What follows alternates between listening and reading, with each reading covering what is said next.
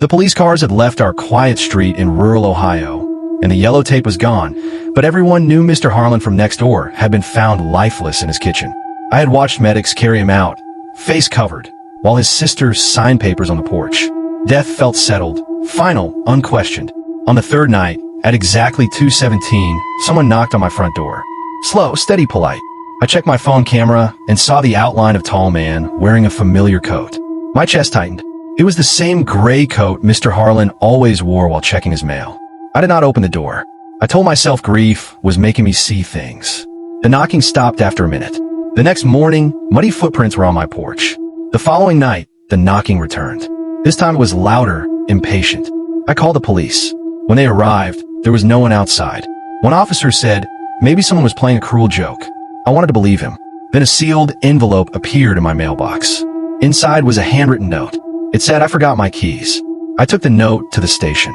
They showed me Mr. Harlan's death certificate. Natural causes. Time of death 4 days earlier. He was legally gone. Yet every night, the knocking continued. Sometimes it came from my door, sometimes from his. I began hearing footsteps moving between our houses. My sleep turned thin and fragile. Finally, detectives searched his home. They found nothing disturbed.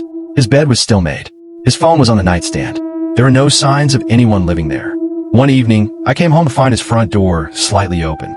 Inside, the air smelled old and stale. On his kitchen table sat a cup of warm coffee. That was when I ran. A week later, his sister called me. Her voice was shaking. She said Mr. Harlan had been cremated, ashes already buried. There was no possibility of mistake. The knocking stopped after that call.